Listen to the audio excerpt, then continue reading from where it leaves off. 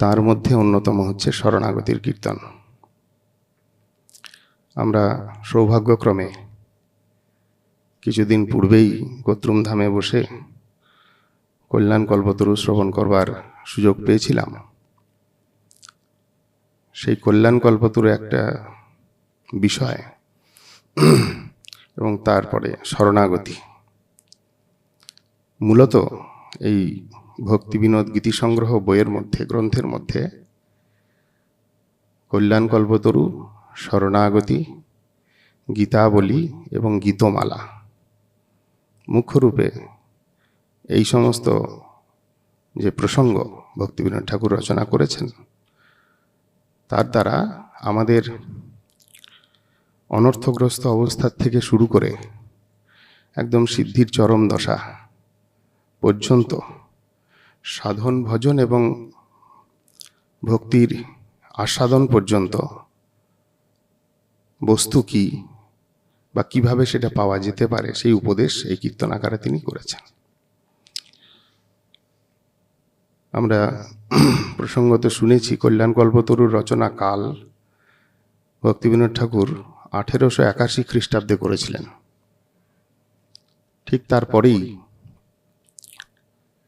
1893 সালে শরণাগতি রচনা করেন। ভক্তিবিনোদ ঠাকুরের বয়স তখন প্রায় মধ্যবয়স্কী, 50 ঊর্ধ্ব বয়স। 1893 সালে তিনি শরণাগতির কীর্তন সমূহকে রচনা করেছিলেন। এটা আমরা প্রসঙ্গত আলোচনায় পাই। শরণাগতি শিক্ষা মূলত গীতার চরম উপদেশ। গীতার সর্বশেষ যে কথা, চরম উপদেশমূলক যে কথা, সেটাই হচ্ছে শরণাগতির কথা, যেটা আমরা প্রায় শুনে থাকি, সর্বধর্মান পরিত্যাজ্য মাম একম শরণং ব্রজ। গীতার যে 18টি অধ্যায় এবং 18টি অধ্যায়ের মধ্যে একদম শেষ উপদেশ, চরম উপদেশ। এই জন্য আমাদের গুরুবর্গ আমাদেরকে এভাবে শিক্ষা দেন, যেখানে গীতার সমাপ্তি সেখান থেকে ভাগবতের প্রারম্ভ। ভাগবত সাক্ষাৎ ভগবত, শ্রীকৃষ্ণ পরিবর্তিত। সনাতন গোস্বামীপাদ বন্দনা করছেন ভাগবতের মহিমা বলতে গিয়ে, শ্রীকৃষ্ণ পরিবর্তিত। তো সেই ভাগবতে যে প্রবেশ করব, অর্থাৎ ভগবত সেবা বা ভগবত ভক্তি যাজন করব, তার প্রারম্ভ কথাটাই হলো শরণাগতি। যতক্ষণ শরণাগতি নাই, তার পূর্বের যত ক্রিয়া সেটা ভক্তি নয়, হয় ভক্তির আভাস অথবা কর্মার্পণ বলা হচ্ছে। আমি শ্রবণ করছি, আমি কীর্তন করছি, আমি স্মরণ করছি, ভক্তির অঙ্গসমূহই যাজন করছি, কিন্তু আমার শরণাগতির অধিকার বা শরণাগতির সাধন বিনা করছি, ওটা ভক্তি বলা যাবে না। ভক্তি সাধকের সাবধানতার জন্য আমাদের সময় অল্প। ভক্তিবিনোদ ঠাকুর গেয়েছেন, জীবন অনিত্য জানহ সার। অনিত্য, কতক্ষণ যে সময় পাবো সেটা আমরা জানি না। কতটুকু সময় আমার জন্য নির্ধারণ করা হয়েছে আমার কর্মবশে, সেটা আমরা কেউ জানি না। অতএব অনিত্য জীবন, তার মধ্যে আবার নানাবিধ বিপদ ভার। যেটুকু বা সময় পেয়েছি, শারীরিক, মানসিক, পারিপার্শ্বিক প্রতিকূলতায় ভরা। কখনো শরীর সাথ দেয় না ভজন করব, কখনো শরীর সাথ দেয় তো মন সাথ দেয় না, কখনো শরীর মন সাথ দেয় তো পারিপার্শ্বিক পরিবেশ সাথ দেয় না। নানান বিপদ, বিভিন্ন রকম তার স্বরূপ আমাদের প্রত্যেকের জীবনে প্রতিনিয়ত আক্রান্ত করছে।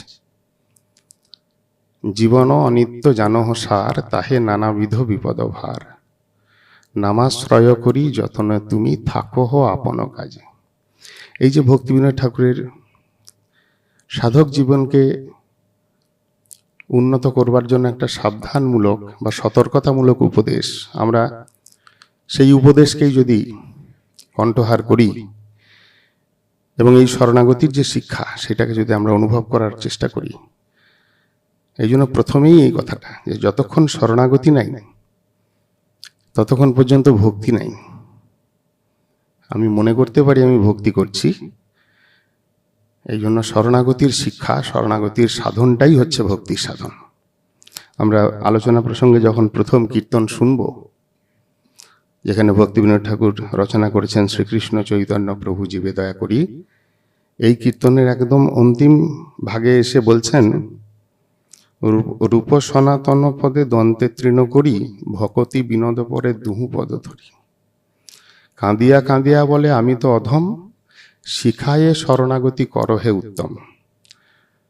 এই কথা কেন তিনি বললেন? ভক্তির প্রারম্ভেই শরণাগতির শিক্ষা করতে হবে, এটা একটা ইঙ্গিত দিলেন। এবং শিক্ষা করতে গেলে শিক্ষক লাগবে, শিক্ষক বিনা শিক্ষা হয় না, গুরু বিনা সাধন হয় না। তো এই দুটো ইঙ্গিত এই শেষ লাইনে, শিখায়ে শরণাগতি করহে উত্তম। এবং করহে উত্তম প্রসঙ্গেও বর্ণন করছেন প্রভুপাদের উপাখ্যানে উপদেশ যারা পড়েছেন, বিশেষ করে দ্বিতীয় ভাগে রয়েছে বড় আমি আর ভালো আমি।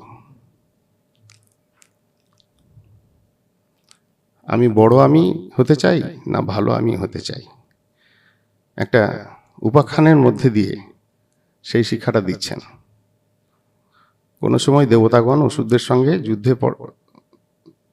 জয়লাভ করেছেন, যুদ্ধ করতে করতে দেবতাগণ জিতেছেন, অসুরগণকে পরাভব করিয়েছেন। তার ফলে দেবতাদের মধ্যে একটা অভিমান এসেছে, আমরা আমাদের পরাক্রমে, আমাদের বলে, আমাদের যোগ্যতাই অসুরকে পরাভূত করেছি। এই অভিমান বসে দেবতাগণের মধ্যে একটা মত্ততা, অভিমান থেকে একটা মদমত্ততা ভাব আসে। ভগবান তিনি কৃপা করে সেই মত্ততাকে খণ্ডন করবেন বলে কোনো সময় ছদ্মবেশে দেবলোকে পৌঁছেছেন, ব্রাহ্মণ বেশ ধরে, ছদ্মবেশ ধরে দেবলোকে পৌঁছেছেন। তিনি বসেছেন এমনভাবে, তো দেবতাগণ আলোচনা করছেন পরস্পর কে ইনি। তো এই আলোচনা করতে করতে অগ্নিকে পাঠিয়েছেন, অগ্নিদেবকে যাও, উনি কে খবর নিয়ে এসো। যখন পরিচয় জিজ্ঞেস করলেন, উল্টে প্রশ্ন করলেন তুমি কে? উনি বেশ দম্ভের সঙ্গে বললেন আমি অগ্নিদেব। কি তোমার যোগ্যতা, কি তুমি পারো করতে? আমি চাইলে সব কিছুকেই ভস্মীভূত করতে পারি। বলে তাই নাকি? একটা তৃণ ফেলে দিলেন মুখের সামনে, বললেন এই তৃণটাকে জ্বালিয়ে দেখাও। সমস্ত শক্তি প্রয়োগ করেও জ্বালাতে পারলেন না, ব্যর্থ হয়ে ফিরে গিয়ে বললেন আমি চিনতে পারলাম না। তখন বায়ুদেবকে পাঠালেন। পবনদেব এসে প্রশ্ন করলেন তুমি কে? উল্টে প্রশ্ন এলো তুমি কে বলো? বলে আমি পবনদেব। কি করতে পারো, তোমার কি ক্ষমতা? আমি সব কিছুকে মুহূর্তের মধ্যে গ্রাস করে নিতে পারি, নিজের দিকে আকর্ষণ করে নিতে পারি, এই ক্ষমতা আমার আছে। ভালো, এই ঘাসটাকে আকর্ষণ করে দেখাও। সমস্ত শক্তি প্রয়োগ করলেন, কিন্তু ঘাস এতটুকু নড়ল না। অবশেষে যখন দেবরাজ ইন্দ্র এলেন, তখন ভগবান অন্তর্হিত হলেন। ভগবান অন্তর্হিত হলে তখন উমাদেবী আকাশ মার্গের থেকে বললেন, যাকে তোমরা পরিচয় জিজ্ঞেস করছো প্রকৃতপক্ষে ইনি হচ্ছেন সেই পরম ঈশ্বর, যার বলে বলিয়ান হয়ে তোমরা বিজয় লাভ করেছিলে, যার শক্তি সামর্থ্যে তোমাদের এত শক্তি সামর্থ্য বা পরাক্রম, কিন্তু তোমরা নিজেদেরকে বড় জ্ঞান করে নিজের মধ্যে অহমিকা বশত তাকে তোমরা চিনতে পারো নাই। এই উপাখ্যান বলে প্রভুপাদ শিক্ষা দিলেন যে বড় আমি, অর্থাৎ দাম্ভিকতা, স্বতন্ত্রতা, এই বড় আমিটা ভক্তি জগতের জন্য খুবই হানিকারক, যেটা আমাদের মধ্যে কম বেশি সবার আছে। দরকার হচ্ছে ভালো আমি। ভালো আমি মানে সেখানে আনুগত্যের কথা, সেখানে দৈন্যের কথা, ভগবানের কর্তৃত্বের স্বীকারোক্তি, যেটা প্রভুপাদ শিখিয়েছেন যে গৌড়ীয়গণ তাদের সমস্ত কৃতিত্ব মূল আকরস্থানে অর্পণ করেন। যদি কোনো কৃতিত্ব আসে, যিনি শুদ্ধ বৈষ্ণব হবেন, যিনি শুদ্ধ গৌড়ীয় হবেন, সেই কৃতিত্বটা নিজে ভোগ করেন না, সেটা মূল আকরস্থান অর্থাৎ হরি, গুরু এবং বৈষ্ণবদের চরণে অর্পণ করেন। এই হরিগুরু বৈষ্ণবের অনুগমনে, তাদের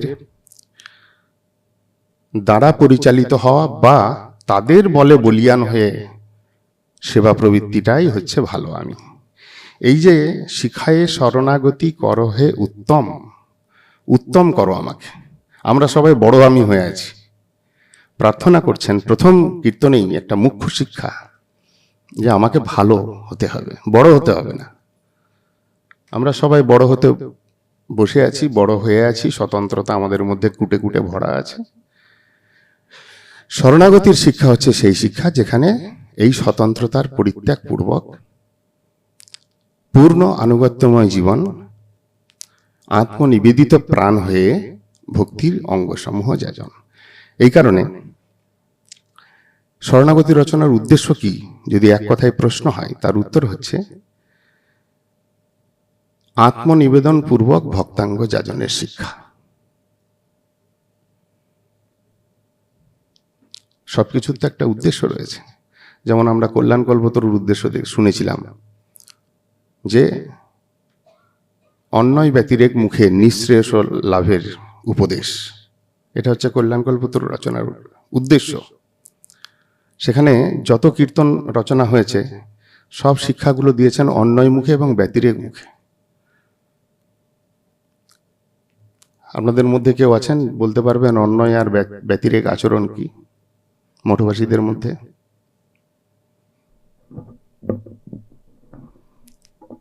অন্যয় এবং ব্যতিরেক আচরণ ভক্তি সাধকের,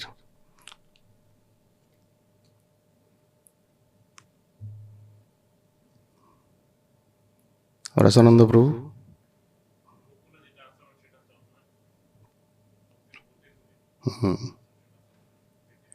প্রতিকূলগুলো বর্জন, এটা হচ্ছে মূল কথা। অন্যয় সাধন এবং ব্যতিরেক সাধন কল্যাণ কল্পতরুতে এমনভাবেই রচনা করা হয়েছে। যদি ভালো করে কীর্তনগুলো একটা একটা করে অনুধাবন করি আমরা দেখব, প্রথমে ব্যতিরেক উপদেশ, মন তুমি বড়ই পামর, মন তুমি কেন করো বর্ণ অভিমান, এগুলো সব ব্যতিরেক উপদেশ। মন তুমি সন্ন্যাসী সাজিতে কেন চাহ, মন তুমি তীর্থে কেন সদারত। ব্যতিরেক উপদেশ করে আবার শেষে অন্যয় উপদেশের দ্বারা কিভাবে নিঃশ্রেয়স বস্তু লাভ হবে সেটা শিখিয়েছেন। আমি তো দুর্জন অতি সদা দুরাচার, ভবার নবে পড়ে মোর আকুল পরাণ। সব ব্যতিরেক উপদেশ এবং পরে অন্যয়। কেন?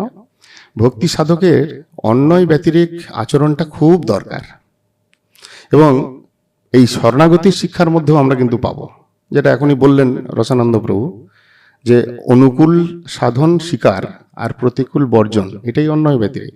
তো শরণাগতির 6টা অঙ্গের মধ্যে এটাই আছে, 2টো অঙ্গ।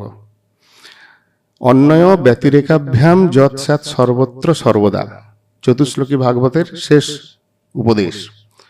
ভক্তিতে সর্বত্র অন্যয় ব্যতিরেক শিক্ষা। তো এটা ছিল কল্যাণ কল্পতরু রচনার মুখ্য উদ্দেশ্য।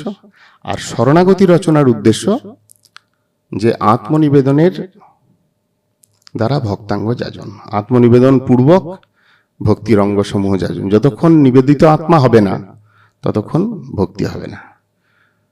তো শরণাগতির যে শাস্ত্রীয় প্রমাণ শরণাগতি সম্বন্ধে আমরা কয়েকটা পাই। তার মধ্যে প্রথমেই একটা বললাম, যেটা গীতার প্রমাণ, সর্বধর্মান পরিত্যাজ্য মাম একম শরণং ব্রজ অহং তাং সর্বপাপেভ্যো মোক্ষয়িষ্যামি মা শুচঃ। এটা একটা প্রমাণ। দ্বিতীয়ত ভাগবতের প্রমাণ 2-3টি জায়গায় রয়েছে। তার মধ্যে এই প্রহ্লাদ মহারাজের উক্তি, শ্রবণম কীর্তনম বিষ্ণু স্মরণম, এই শ্লোকে ইতি পুনক্ষণ অর্পিত হবে, তারপরেই নৈলক্ষণা, যতক্ষণ অর্পিত হবে তারপরেই নৈলক্ষণা ভক্তি করবে, তন্মন্যে অধিতম উত্তমম। তাই তো শ্লোকটা কে বলতে পারবে? বলো দেখি, গৌরসুন্দর প্রভু মুখস্থ আছে? শ্রবণম কীর্তনম বিষ্ণু স্মরণম, কার মুখস্থ আছে? হাত তোলো। মহিলাদের মধ্যে তোমার মুখস্থ আছে? শ্লোকটা মুখস্থ আছে? বলো।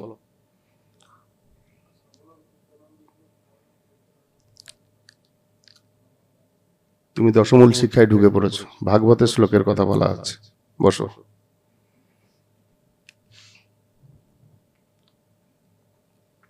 শ্রবণম কীর্তনম বিষ্ণু স্মরণম অর্চনম বন্দনম দাস্যম সখ্যম আত্মনিবেদনম ইতি পুংসার্পিতা বিষ্ণু ভক্তিশ্চেত নবলক্ষণা ক্রিয়েত ভগবতী অধ্যা তন্মন্যে অধিতম উত্তমম। সপ্তম স্কন্ধের শ্লোক। এটা একটা প্রমাণ, শরণাগতি বা আত্মনিবেদনের প্রমাণ। এছাড়া আর একটা প্রমাণ রয়েছে, দেবর্ষি ভূতাপ্ত নিরাম, ওই শ্লোকটা ভাগবতের একাদশ স্কন্ধের শ্লোকে দেখুন, রেফারেন্সটা বলে দিচ্ছি। 11:5:41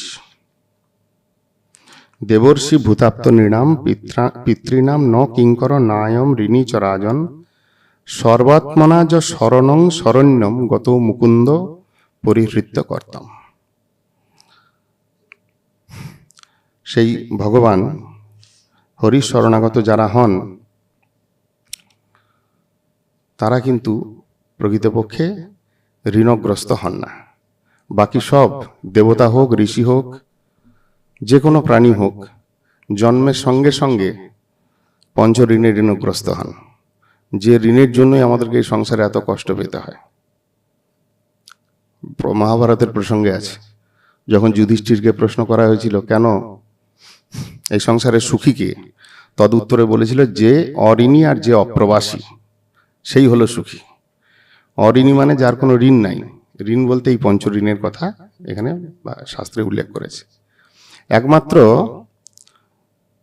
সর্বাত্মনা য শরণং শরণ্যম গত মুকুন্দ পরিহৃত্য কর্তম। কোন রকম কর্তব্য কর্ম তার আর দরকার হয় না। জন্মের সঙ্গে সঙ্গে মাতৃপিতৃ ঋণ, দেবঋণ, ভূঋণ, রাজঋণ এবং ঋষি ঋণ, এই পঞ্চবিধা ঋণ প্রত্যেককে ধরে। কিন্তু একমাত্র যিনি হরির কাছে শরণাগত হয়েছেন, পরিহৃত্য কর্তম, সমস্ত রকম কর্তব্য কর্মের হাত থেকে তার নিষ্কৃতি। এছাড়া কেউ এর বাইরে বেরোতে পারবে না, যেটা গীতার কথা, সর্বাত্মনা সর্বধর্মান পরিত্যাজ্য মামেকং শরণং ব্রজ। আমাকে যদি তুমি শরণাগত হও, আমি তোমাকে এখান থেকে উদ্ধার করব। ভগবানের সে পাওয়ারটা রয়েছে। এটা একটা ভাগবতের প্রমাণ। একাদশ স্কন্ধের 5ম অধ্যায় 41 নম্বর শ্লোক এবং ওই 7ম স্কন্ধের যেটা শ্লোক বললাম, শ্রবণম কীর্তনম বিষ্ণু স্মরণম, এটা একটা প্রমাণ। আর ভক্তি সন্দর্ভে গ্রন্থের মধ্যে জীব গোস্বামীপাদ খুব স্পষ্টভাবে বলেছেন, তদেব শরণাপত্তিং বিবৃতা তাং বিনা তদীয়ত্বে অসিদ্ধি। অতএব এই শরণাপত্তি সম্বন্ধে যা বিবৃত করা হলো, মানে এর পূর্বে শরণাগতির কথা বলেছেন, এটা একদম কনক্লুড করছেন, তদেবং শরণাপত্তি বিবৃতা। এই যে শরণাপত্তি সম্বন্ধে এতক্ষণ বলা হলো, তাং বিনা তদীয়ত্বে অসিদ্ধে, সেইটা যদি না হয়, সেই শরণাগতি যদি কারোর না থাকে, তাহলে তদীয় হওয়া যায় না। তদীয়ত্ব, তদীয় মানে ভগবানের হওয়া যায় না। ভগবান আর ভগবানের তদীয় বস্তু। তদীয় বস্তু মানে যেটা ভগবানের সম্বন্ধিত বস্তু, যেমন ভগবানের নাম, ভগবানের ধাম, ভগবানের পরিকর, ভক্তগণ, গঙ্গা, তুলসী, ভাগবত, এইসব হচ্ছে তদীয় বস্তু। যতক্ষণ শরণাপত্তি নাই, জীব গোস্বামীপাদের উক্তি, তদেবং শরণাপত্তি বিবৃতা তাং বিনা তদীয়ত্বে অসিদ্ধে।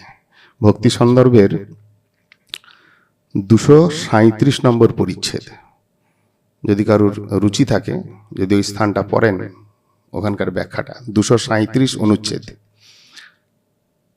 তাহলে বুঝতে পারবেন। এই ব্যাখ্যাটা আরো সুন্দরভাবে জীব গোস্বামীপাদ বর্ণন করেছেন। জীব গোস্বামীপাদ একজন গৌড়ীয় আচার্য, যিনি শরণাগতির প্রতি বিশেষভাবে জোর দিয়েছেন। গীতাতে, ভাগবতাদি শাস্ত্রেতে বর্ণন থাকলেও জীব গোস্বামীপাদ কিন্তু শরণাগতিকে বিশেষভাবে ব্যাখ্যা করেছেন। আমরা জানি ভক্তি নবধা, যেটা এখনই এই ভাগবতের 7ম স্কন্ধের শ্লোকে উচ্চারণ করলাম, কিন্তু সেই 9 প্রকার ভক্তির সঙ্গে জীব গোস্বামীপাদ আরো 2টি ভক্তাঙ্গ জুড়লেন। একটা হচ্ছে শরণাগতি আর গুরু সেবা। এটা কিন্তু জীব গোস্বামীপাদের বিশেষ ব্যাখ্যা। 9 প্রকার ভক্তাঙ্গ রইল ভাগবতে উল্লিখিত, কিন্তু জীবগোস্বামীপাদ, যাকে ভক্তি জগতের উকিল বলা হয়, তিনি এত চুলচেরা ব্যাখ্যা করেছেন যে কোনো সিদ্ধান্তের, বিশেষ করে ভক্তি সন্দর্ভ বা সৎসন্দর্ভ গ্রন্থে নিজ ইষ্টদেব সম্বন্ধে, নিজ সাধন সম্বন্ধে এবং অভিধেয়ের পরে প্রয়োজন সম্বন্ধে, অভিধেয় প্রয়োজনমূলা যদি চুলচেরা কোনো ব্যাখ্যা থেকে থাকে, সেটা হচ্ছে সৎসন্দর্ভে জীবগোস্বামীপাদ করেছেন। সেই জীবগোস্বামীপাদের ব্যাখ্যা তিনি বলছেন যে এই 9 প্রকার ভক্তাঙ্গ ভাগবতে উল্লেখ থাকলেও তার মধ্যে যদি শরণাগতি আর গুরু সেবা ইনক্লুড না হয়, তাহলে এটা পূর্ণতা লাভ হয় না। এই জন্য উনি 11 বিধা ভক্তাঙ্গ দেখালেন, 9 + 2, শরণাগতি এবং গুরু সেবা। এই জন্য এত বড় কথা যে তাং বিনা তদীয়ত্ব অসিদ্ধে। তুমি করতে পারো ভজন, শ্রবণ করতে পারো, বাড়িতে গ্রন্থ অনুশীলন করতে পারো, নাম জপ করতে পারো, কিন্তু যদি শরণাগতির অভাব থাকে, তুমি যাই করো, ভক্তি কিন্তু হবে না। তার দ্বারা ভগবান নন্দিত হবেন না, তার দ্বারা ভগবান পরিপূর্ণ মাত্রায় আরাধিত হবেন না। অর্থাৎ তোমার যে সাধন চেষ্টা, সেই সাধনের প্রকৃষ্ট ফল তুমি পাবে না, তার থেকে তুমি বঞ্চিত হবে। এই জন্য শরণাগতির শিক্ষা বা শরণাগতির প্রয়োজনীয়তা ভক্তি জীবনে কতটা, এইসব বাক্যের দ্বারা আমরা অনুভব করতে পারি। এই শরণাগতির আর একটা প্রমাণ শাস্ত্রে রয়েছে, আনুকূল্যস্য সংকল্প প্রাতিকূল্য বিবর্জনম, রক্ষিষ্য ইতি বিশ্বাস গোপতৃপ্তে বরণম তথা আত্মনিক্ষেপ কার্পণ্যে সরবিধা শরণাগতি। 6 লক্ষণযুক্ত শরণাগতি। শরণাগতি সম্বন্ধে অনেক কথা হলো, কিন্তু শরণাগতির তো কিছু লক্ষণ আছে। বৈষ্ণবীয় তন্ত্রে হরিভক্তি বিলাস উদ্ধৃত এই শ্লোক, 6 লক্ষণযুক্ত শরণাগতি। আনুকূল্যস্য সংকল্প, অর্থাৎ অনুকূল কার্য স্বীকার, প্রাতিকূল্য বিবর্জনম, ভক্তির প্রতিকূল যা তা বর্জন, রক্ষিষ্য ইতি বিশ্বাস, অবশ্যই কৃষ্ণ আমায় রক্ষা করবেন এই বিষয়ে দৃঢ় বিশ্বাস, গোপতৃপ্তি বরণম তথা, ভগবানকে গোপ্তা রূপে পালন। গোপ্তা মানে কি? গোপ্তা মানে পালয়িতা। গোপ্তা শব্দে পালক। ভগবান আমার পালক, তিনি আমাকে পালন করবেন। পালন করা আর রক্ষা করা মনে হয় একই জিনিস, কিন্তু না, আলাদা। পালন পোষণ, বিপদ হলে রক্ষা করেন, কিন্তু পালনটা বিপদের সঙ্গে রিলেটেড না। যেমন মা বাবা ছেলেকে পালন পোষণ করেন, সবসময় যে বিপদের সঙ্গে তা নয়। পালন পোষণ মানে তিনি আমাকে লালন পালন করছেন, পালয়িতা। তুমি গোপ্তা জগন্নাথ, আমরা গাই, তুমি পালয়িতা। পালক রূপে বরণ করা, নিজেকে সম্পূর্ণরূপে সঁপে দিলে এই ভাব আসে। এই জন্য তারপরেই হচ্ছে আত্মনিক্ষেপ, নিবেদন। আত্মনিক্ষেপ একটা শব্দ ব্যবহার করেছেন শাস্ত্রে। আমরা বাংলায় বলছি আত্মনিবেদন বা আত্মসমর্পণ, শাস্ত্রে যে নিক্ষেপ, ছুঁড়ে দাও। ছুঁড়ে দাও মানে কি? আমরা যখন একটা জিনিসকে ছুঁড়ি, ওটার প্রতি আমাদের আর কোনো কন্ট্রোল থাকে না। থাকে কি? হাতের থেকে একটা বস্তু ছুঁড়ে দিলাম, ও কোথায় গিয়ে পড়লো আর আমার কন্ট্রোলে নেই। আত্মনিক্ষেপ, নিজেকে সেইভাবে সঁপে দেওয়া। অর্থাৎ ভালো মন্দ নাহি জানি, সেবা মাত্র করি তোমার সংসারে আমি বিষয় প্রহরী। তোমার ইচ্ছাই মোর ইচ্ছা মিশাইল, ভগতি বিনোদাজি আপনে ভুলিল। এই ভাবটার নাম হচ্ছে আত্মনিক্ষেপ। তোমার ইচ্ছার সঙ্গে আমার ইচ্ছাটা মিলিয়ে দিলাম। হয়তো সেটা আমার ইচ্ছার অনুকূলে গেল না, ইচ্ছাটা হচ্ছে না, কিন্তু তুমি ইচ্ছা পোষণ করেছো। আমি যদি শরণাগত হই, তখন আর এটা ভালো কি মন্দ, এটা অনুকূল কি প্রতিকূল, সেই বিচারটার আমার দরকার হবে না। আত্মনিক্ষেপ খুব সুন্দর একটা শব্দ, যার সাধারণ অর্থ এরকম ভাবে বোঝা যায়। আত্মনিক্ষেপ শব্দে আত্মসমর্পণ, কিন্তু নিক্ষেপ শব্দের যদি অর্থ আমি বুঝতে চেষ্টা করি, তাহলে আমার ভাবটা কেমন হবে, আমার আচরণটা কেমন হওয়া উচিত শরণাগতি সম্বন্ধে কিছুটা দিগদর্শন এখানে রয়েছে। এবং শেষে বলছেন কার্পণ্য। কার্পণ্য মানে দৈন্য। এই স্বরবিধা শরণাগতি, ষড়ঙ্গ 6 অঙ্গযুক্ত শরণাগতি। আমরা যে প্রথম কীর্তন দেখছি তাতে কি বলছেন? ষড়ঙ্গ শরণাগতি হইবে যাহার, তাহার প্রার্থনা শুনে Shri Nandakumar.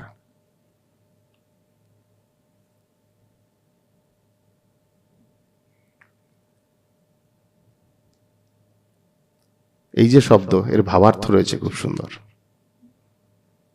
কীর্তনটা line by line পড়ো তো একজন, গৌরসুন্দর প্রভু লাইন বাই লাইন পড়ো, শ্রীকৃষ্ণ চৈতন্য প্রভু এখান থেকে লাইন বাই লাইন পড়ো। এটা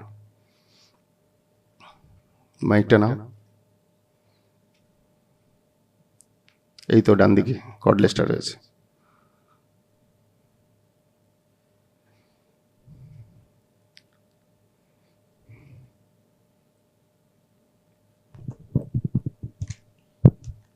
শ্রীকৃষ্ণ চৈতন্য প্রভু জীবে দয়া করে সপার্ষদ স্বীয় ধাম সহয় অবতরে, অত্যন্ত দুর্লভ প্রেম করিবারে দান, শিখাই শরণাগতি ভকতেরও প্রাণ, দৈন আত্মনিবেদন গোপ্তৃত্বে বরণ, অবশ্য রক্ষিবে কৃষ্ণ বিশ্বাসে পালন। ভক্তি অনুকূল মাত্র কার্যের শিকার, ভক্তি প্রতিকূল ভাব বর্জনাঙ্গীকার, ষড়ঙ্গ শরণাগতি হইবে যাহার, তাহার প্রার্থনা শুনে শ্রীনন্দ কুমার। রূপ সনাতন পদে দ্বন্দ্বে তৃণ করি, ভকতি বিনোদ পড়ে দুহু পদ ধরি, কান্দিয়া কান্দিয়া বলে আমি তো অধম, শিখায় শরণাগতি কর হে উত্তম। এই একটা কীর্তনের মধ্যে শরণাগতি আসে কিভাবে, শরণাগতির ফল কি, এসব বলে দেওয়া হয়েছে। অত্যন্ত দুর্লভ প্রেম করিবারে দান, শিখায়ে শরণাগতি ভকতের প্রাণ। ভক্তির প্রাণ অথবা ভকতের প্রাণ হচ্ছে শরণাগতি, এটা একটা কথা। যেমন আমার শরীর আছে, কিন্তু যদি প্রাণ না থাকে, এই শরীরটা হচ্ছে ডেড বডি। খুব ভালো করে বুঝতে হবে।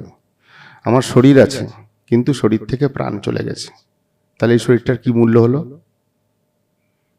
কি মূল্য থাকলো? কোনো থাকবে? এমনকি এই পবিত্র শরীরটা মুহূর্তের মধ্যে অপবিত্র হয়ে যাবে।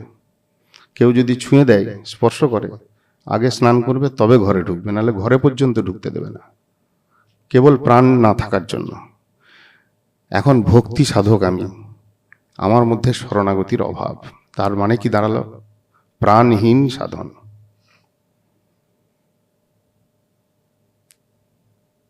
শিখায়ে শরণাগতি ভকতের প্রাণ। শিক্ষা দেওয়ার জন্য ভক্তির প্রাণ সর্বস্ব বা ভক্তের জীবনের প্রাণ সর্বস্ব, শরণাগতি শিক্ষা দেওয়ার জন্য কে এলেন? স্বয়ং মহাপ্রভু সপার্ষদ ধাম সহ অবতীর্ণ হলেন। কথাগুলো কিন্তু কোনো হালকা কথা নয়। মহাপ্রভু এলেন, সপরিকরে এলেন। সপরিকরে এলেন মানে কি? লীলা নিয়ে এলেন আর ধামকে নিয়ে এলেন। শ্রীকৃষ্ণ চৈতন্য প্রভু জীবে দয়া করি সপার্ষদ স্বীয় ধাম সহ অবতরী। ধামের একটা বিরাট গুরুত্ব রয়েছে কিনা, আমরা শুনছিলাম কল্যাণ কল্পতরুর ক্লাসে। সম্বন্ধ বিধেয় প্রয়োজন বিচারে একটা নূতন কথা এবার আলোচনা হলো। কি শুনলাম আমরা? গৌর ধামই হচ্ছে সম্বন্ধ, গৌর নাম হচ্ছে অভিধেয় এবং গৌর কাম হচ্ছে প্রয়োজন। প্রভুপাদের উক্তি। আমরা জানি সম্বন্ধ কৃষ্ণ, কৃষ্ণ ভক্তি হচ্ছে অভিধেয়, কৃষ্ণ প্রেম প্রয়োজন। প্রভুপাদ আর একটু গভীরে গিয়ে ব্যাখ্যা করছেন। একই তাৎপর্য, ব্যাখ্যা করলে দেখা যাবে তাৎপর্য একই, কিন্তু কলিহত জীব আমরা। কৃষ্ণের সঙ্গে সম্বন্ধ করব অনেক পরের কথা, অত সহজ নয়। গৌর ধাম সম্বন্ধ, ধামের সঙ্গে যদি সম্বন্ধ স্থাপন হয়, তারপরে অভিধেয় হচ্ছে গৌর নাম। যত গৌরের মহিমা গাইছি, পরিকর সমন্বিত তার লীলা গাইছি, সেটাকে স্মরণ করছি, ওটাই অভিধেয়। এবং প্রয়োজন কি? গৌর কাম। গৌর কাম বলতে গৌর সুন্দরের হৃদয়ের যা কামনা, গৌর সুন্দর যা চান, গৌর সুন্দর যেটা দিতে এসেছেন সেইটাকে পাওয়া বা তার দ্বারা গৌর সুন্দরের চিত্তের অভীষ্টটাকে পূরণ করা, এইটাই হচ্ছে প্রয়োজন, যেটা আমরা আমাদের গুরুবর্গ সহজে শেখাচ্ছেন যে আশয় বুঝে ভজন করো। একই কথা, আশয় বুঝে ভজন করো মানে কি? গুরুবর্গের হৃদয়ের ভাব বা গুরুদেবের হৃদয়ের ভাব বা গৌর সুন্দরের হৃদয়ের ভাব বুঝে ভজন করার নাম হচ্ছে আশয় বুঝে ভজন করা। ওইটা যদি পূর্তি করা যায় তবে প্রয়োজন সিদ্ধি হয়। তো প্রয়োজনটা আসবে, তার সূত্রটা হচ্ছে কিন্তু ধাম থেকে, ধামের সঙ্গে সম্বন্ধ। সেই জন্য আমাদের যে এই সকাল সন্ধ্যা ধাম পরিক্রমা, শ্রীমন্দির পরিক্রমার ছলে ধাম পরিক্রমা, গুরুবর্গ কতটা আমাদের কৌশলী দেখুন, এ সহজে কোথাও পাবেন না। আমাদের তো অনেক সময় বুঝতেই পারি না যে আমরা কত বড় সৌভাগ্যবান, আমরা যে কতটা সৌভাগ্যবান এইটাই বুঝতে পারি না। একমাত্র আমাদের মঠে গুরু মহারাজের করুণাই আমরা প্রত্যেক দিন নবদ্বীপ ধাম, ব্রজধাম, ক্ষেত্রধামের স্মরণ করতে পারি।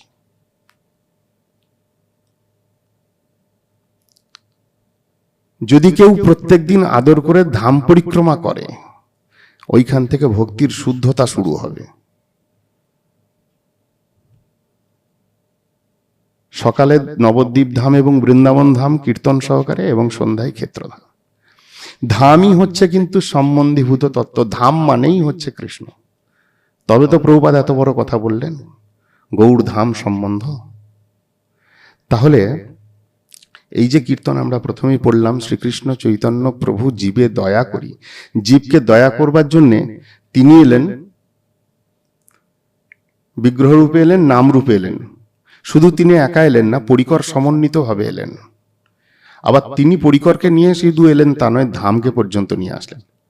এখানে কোনো ঘড়ি নাই, টাইম দেখতে পাচ্ছি না আমি, কটা বাজে, কোথায় শেষ করতে হবে বুঝতে পারবো না। কারুর কাছে আছে? ঠিক আছে। সপার্ষদ স্বীয় ধাম সহ অবতরী, এই জন্য ধাম একটা আরাধ্য বিষয়। এই জন্য আমাদের গুরুবর্গ কি শেখান, যেখানে যাও ধামে আগে গাড়ি থেকে নামো, ট্রেন থেকে নামো, স্টেশনেও যদি থাকো আগে ধামকে প্রণাম করো, কারণ তিনি হলেন আমার সম্বন্ধীভূত তত্ত্ব। তার কৃপাতে কিন্তু আমি তারপরে অভিধেয় অর্থাৎ নামের সাধন হবে, এবং তারপরে আসছে প্রয়োজনের কথা। এই যে অত্যন্ত দুর্লভ প্রেম করিবারে দান, প্রেম অথবা গৌরকাম একই বিষয়, সেইটা যদি পেতে হয় তাহলে শরণাগতির শিক্ষা, শিখায় শরণাগতি ভকতের প্রাণ। এরপরে 6টা অঙ্গের কথা বললেন।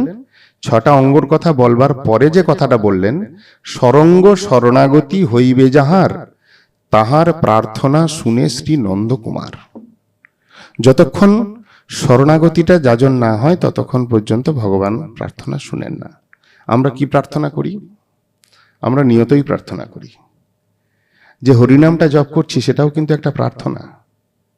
গুরুদেব প্রথম দিনে এলাম গুরুদেবের কাছে, গুরুদেব আমি ভজন করতে চাই, আপনার চরণাশ্রয় করলাম। গুরুদেব আমাকে আমার ভাব দেখে, আমার সরলতা দেখে বা ভজন অভিলাষ অল্প স্বল্প দেখে আমাকে কৃপা করে হরিনাম দিলেন। যে হরিনামটা আমি জপ করছি সেটা পুরোটাই প্রার্থনা। হরে কৃষ্ণ বলে যে জপ করছি, হরি, কৃষ্ণ এবং রাম এই 3 নামের উচ্চারণ।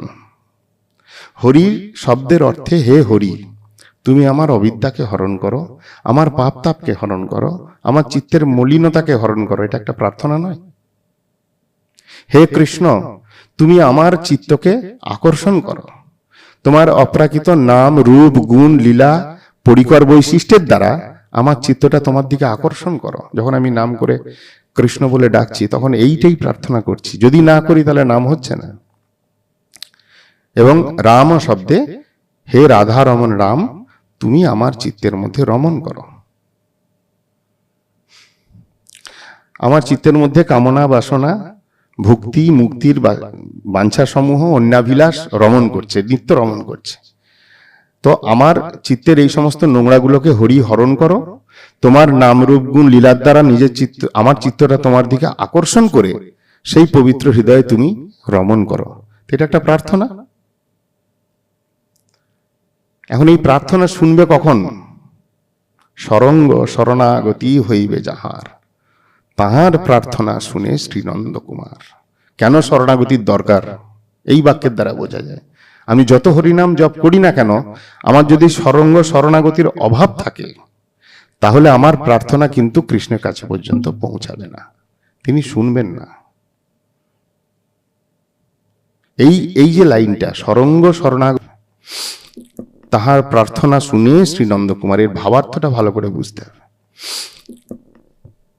আমি কীর্তন গাইছি, আমি নাম জপ করছি, আমি শাস্ত্র অনুশীলন করছি, আমি যাই কিছু করি না কেন, শরণাগতি বিনা যদি করি, ওই যে ভক্তির প্রাণ শূন্য হয়ে করা। প্রভুপাদ একটা কীর্তনে লিখেছেন না, প্রাণ আছে যার সে হেতু প্রচার। দুষ্ট মন তুমি কিসের বৈষ্ণব, ওই কীর্তনের মধ্যে কয়েকটা জায়গায় একটা প্রাণহীন শব্দও ওখানে ব্যবহার আছে, এই মুহূর্তে লাইনটা মনে পড়ছে না, কিন্তু ওখানে আছে। অতএব প্রাণহীন হয়ে ভক্তি হয় না, প্রাণবন্ত হয়ে ভক্তি হয়। প্রাণবন্ত মানে কি? শরণাগত হয়ে ভক্তিটার নাম হচ্ছে প্রাণবন্ত ভক্তি।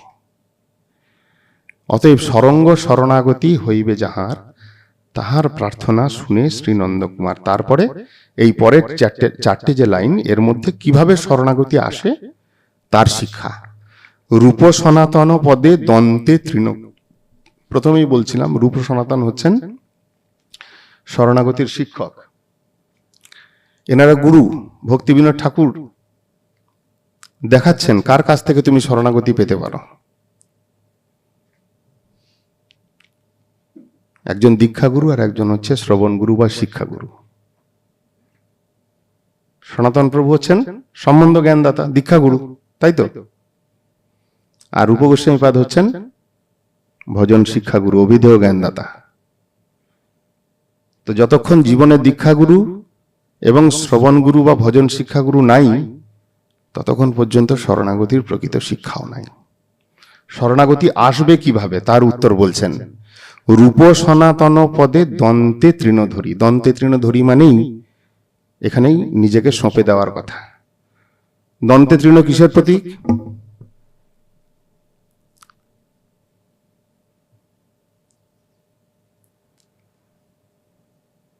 কি প্রভু, দন্তে তৃণধরি কথার অর্থ কি জানেন? তুমি জানো? দৈন্যতা তো বটেই, তো দাঁতে তিনে ধরতে হবে কেন? বিকৃত পশু। বিকৃত পশু একটা গাভী, তাকে যখন কোথাও বিক্রি করে দেওয়া হয়, মালিক যেই থাক, যখন সে অন্য মালিকের কাছে গেল, সে কিন্তু আর পুরো মালিকের চিন্তা না করে এখানেই তার সেবা সম্পাদন করে। দন্তে তৃণ ধরিয়ে এসেছি, আমি হচ্ছি সেই বিকৃত পশুর থেকেও অধম। আমার যে যোগ্যতা, ওই বিকৃত পশুটার মধ্যেও যে গুণ আছে সেটাও আমার মধ্যে নেই। সেই দৈন্য ভাব। রূপ সনাতন পদে দন্তে তৃণ ধরি, ভকতি বিনোদ পরে দুহু পদ ধরি। তার পাদ পদ্মে ক্রন্দন করতে করতে নিজেকে সমর্পণ করো। অতএব শিক্ষাগুরু এবং দীক্ষাগুরুর প্রসঙ্গ তো এখানে বললেন। অবশেষে বলছেন, কাঁদিয়া কাঁদিয়া বলে আমি তো অধম, শিখায়ে শরণাগতি করহে উত্তম। এই যে উত্তম, যেটা আমি কিছুক্ষণ আগেই বললাম, উত্তম হওয়ার প্রসঙ্গ মানে বড় আমি না হয়ে ভালো আমি হওয়া। ভালো আমি হওয়া বলতে আমার মধ্যে যত ভক্তির প্রতিকূল উপাদান সমূহ রয়েছে, ভাব সমূহ রয়েছে, অর্থাৎ স্বতন্ত্রতা, অশ্রদ্ধা, কুটিলতা, অন্যাভিলাষ, ভোগের বাঞ্ছা, মুক্তির বাঞ্ছা, শান্তি কামিতা, এই সবগুলো কিন্তু হচ্ছে ভক্তির প্রতিকূল বিষয়। এগুলো আমাদের গুরুবর্গের শিক্ষা, এটা কোনোটাই মন গড়া কথা নয়। স্বয়ং গুরু মহারাজ নিজেই বলছেন, শান্তিকামিতা বা মুক্তিকামিতা ভক্তের কাম্য নয়, শুদ্ধ ভক্তি নয়। খুব ইম্পর্টেন্ট জিনিস। আমি ভজন করতে এসেছি, আমি কেন এত ঝামেলা নেব? প্রায়শ মঠবাসীদের মধ্যে এই ভাব এসে যায়, এত টেনশন নেওয়ার কি দরকার? মঠ মন্দির পরিচালনা, মঠ মন্দিরের সেবা পূজা চালানো, এত বড় বড় সেবা কার্যে সাধুদের নাকি রাত্রে ঘুম হয় না। সাধুদের আবার ঘুম হয় না, কি তাদের কি দরকার এত? এই করবার জন্য কি আমি মঠে এসেছিলাম? মঠে এসেছি চুপচাপ বসে শান্তিতে হরিনাম করলাম, একটু কীর্তন করলাম বা না করলাম, ভগবানের স্মরণ নিয়ে এক কোণে পড়ে থাকলাম। এটাই তো জীবন, এর জন্যই তো মঠ বাড়ি ছেড়েছি। গুরু মহারাজ স্পষ্ট বলছেন, হরিকথা প্রথম খণ্ড প্রথম আর্টিকেল পড়ো, শেষের পাতায় লেখা আছে শান্তিকামিতা বা মুক্তিকামিতা ভক্তি নহে। এই শব্দটাই ব্যবহার করেছেন, শান্তিকামিতা এবং মুক্তিকামিতা। মুক্তিকামিতা মানে অনেক ঝামেলা ঝঞ্ঝট, ওর থেকে আমি একটু বাইরে থাকতে চাই, বা সংসারে আছি, সংসারে বিরাট প্রতিকূলতা, বাবা আর ভালো লাগে না, আমাকে মুক্তি দাও, মোক্ষ দাও। এই যে ভক্তির প্রতিকূল বিষয়, স্বতন্ত্রতা, নিজের একটা সিদ্ধান্ত বানিয়ে নিয়ে ভজন করছি, গুরু বৈষ্ণব আমার থেকে কি চাইছেন সেটাকে বোঝার চেষ্টা করছি না, তাদের আশয়টা কি, আমার প্রতি তার আগ্রহটা কি, সেটা আমি জানবার প্রয়াসও করলাম না। এই যে বিষয়গুলো যতক্ষণ না যায় ততক্ষণ উত্তম হওয়া যায় না। এইগুলো নিয়ে ভক্তি করা মানে মন্দের ভালো। সংসারে যারা কিছুই করলো না, যারা একবারে ভোগে প্রমত্ত, শিখায়ে শরণাগতি, কিন্তু ওই দিয়ে উত্তম হতে পারবে না। শিখায়ে শরণাগতি করহে উত্তম, প্রার্থনা করছেন আমাকে শরণাগতি শিক্ষা দাও। গুরু মহারাজ এই জন্য তিনি বিশেষভাবে বলেছেন শরণাগতির সাধন, এই শব্দটা ব্যবহার করেছেন। আরে ভক্তির সাধন, প্রেমের সাধন তো অনেক পরের কথা। কৃষ্ণ প্রেমের সাধন করব সেটা তো অনেক পরের কথা, কিন্তু তার পূর্বে হচ্ছে শরণাগতির সাধন। যতক্ষণ শরণাগতির সাধন হবে না ততক্ষণ আমার প্রার্থনা ভগবানের কাছে পর্যন্ত পৌঁছাবেই না। আমি যতই গাই কবে শ্রী চৈতন্য মোরে করিবেন দয়া, কবে আমি পাইব বৈষ্ণব পদ ছায়া, যতই আমি চাই কবে আমি ছাড়িব এই বিষয় অভিমান, এসব প্রার্থনা কার্যকরী হবে না। এই জন্য আমাদের চিত্তটা দৈন্য আসে না, যেহেতু আমাদের মধ্যে শরণাগতির অভাব থাকে। এই জন্য প্রথম কীর্তনেতেই এটা দিগদর্শন দিচ্ছেন। এক হচ্ছে শিখায়ে শরণাগতি ভকতের প্রাণ, এই শব্দের দ্বারা যে যতক্ষণ শরণাগতি নেই প্রাণ শূন্য ভজন। তারপরে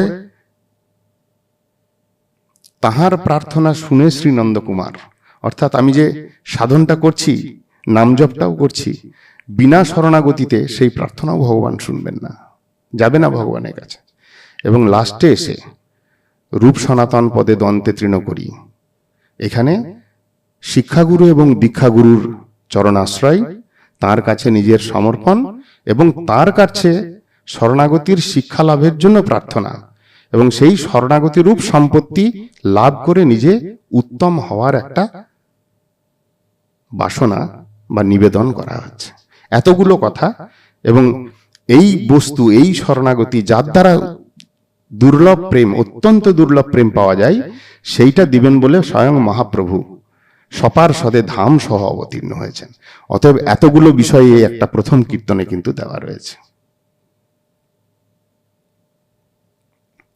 প্রথম কীর্তনের মধ্যে অনেকগুলো জিনিস বর্ণন করা হয়েছে। যেমন আজকে সকালবেলা আমরা দশমূল শিক্ষার শ্লোক শ্রবণ করেছি, যদিও দুর্ভাগ্যবশ আমি বুঝতে পারি নাই অন্য সেবার চাপে, কিন্তু যে শ্লোকটা আলোচনা হয়েছে সেটা সমষ্টিমূলা শ্লোক। তো এই কীর্তনটাও ঠিক সেই রকম, শরণাগতির একটা সমষ্টি, সার শিক্ষা, কিভাবে শরণাগতি আসে, শরণাগতি শিক্ষা দেবার জন্য কে এসেছেন, এবং সেই শরণাগতি প্রাপ্ত হলে শরণাগতি বিষয়টা কি, ভক্তের প্রাণ সর্বস্ব, এবং সেই শরণাগতির ফলে কি লাভ হয়, এবং শরণাগতি যতক্ষণ না আসে ততক্ষণ ভগবানের কাছে আমার সাধন ভজন পূর্ণ হয় না, এবং সেই শরণাগতি পাবো কিভাবে, কার মাধ্যমে পাবো, এই সব কথাই একটা কীর্তনের মধ্যে সামঞ্জস্য করে বলা হয়েছে। আজকে প্রথম দিনে এই প্রথম কীর্তনটা আমরা একটু শ্রবণ করলাম। এরপরের থেকে আমরা এই সরঙ্গ শরণাগতি বিষয়ে যে কীর্তন সমূহ সেগুলো প্রসঙ্গত আলোচনা করব।